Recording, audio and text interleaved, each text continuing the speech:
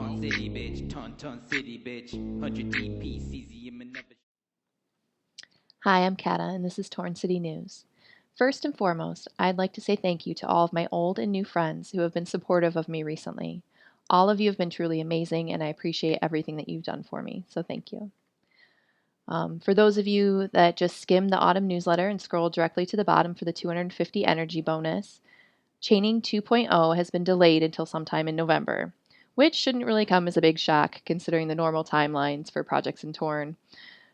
In Ched's defense, they needed to update PHP from 5.3 to 7.1, and like he said in the newsletter, they hadn't updated it in apparently a decade because it was too hard.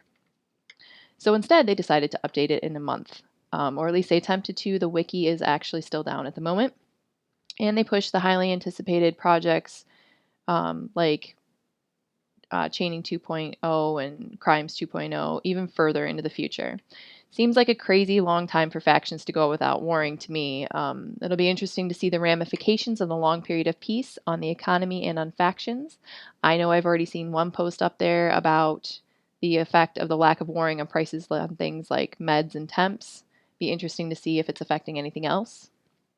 A new company was released hot in the heels of the 204 elimination controversy, the Salt Mining Company. This company should be very popular in a city like Torn, where the salty taste of tears is a hot commodity. Unfortunately, I didn't get an opportunity to preview this company like I did with the private security firm before that one came out, so I didn't really have the inside scoop on this one. But I have heard that there is a fortune to be made extracting salt from the tears from Forge Through Winning, who seems to be hemorrhaging members to JF factions, especially to JFA. Another reason the completely irrelevant projects like Crime 2.0 and Warring 2.0 have been postponed is because of the incredibly important ChristmasTown, which although I'm implying that it isn't an important thing that could be worked on, I am actually super excited about because I absolutely love Christmas and I'm a Christmas baby, kind of.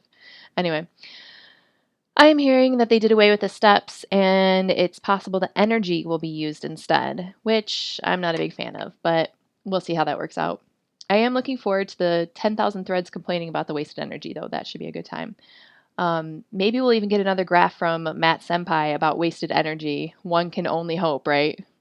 Um, According to the timeline, we should be seeing the new Torn mobile app released soon. As we all know, soon could mean as early as December or as late as December 2020. As much as this release is anticipated, I can see how the mobile app has the potential to create some rather large waves in our fine city. Recently, I've seen a number of posts discussing how to bring new Torn people in, which should potentially be a great thing, but what type of new player are we going to be welcoming in our great city? More sharp mids and head powers? The mobile app will potentially open Torn up to a whole new audience, a possible tsunami of 13-year-olds that are glued to their iPhones who never would have discovered the world of Torn if they actually had to boot up a computer. Don't get me wrong, there could be a potential Z Junior in the bunch, but most likely I think we're going to end up with even more little AOW or JFA babies spamming the forums and global with pointless dribble. Who knows, though? Maybe older and wiser folks will see the app on the market and think, wow, this is a game where I can commit crimes, take drugs, and kill people. I'm going to check that out.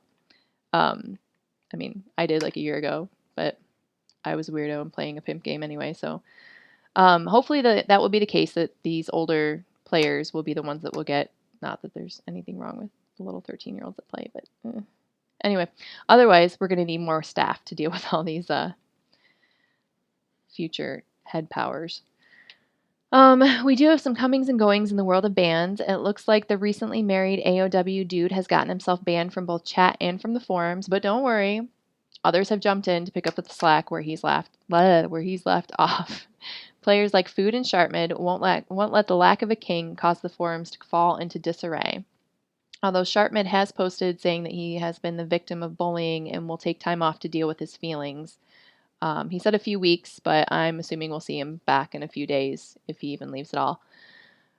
We also have Lisa96 back, so judging by the amount of threads she's had graved already, she's pretty busy at keeping the forums alive as well.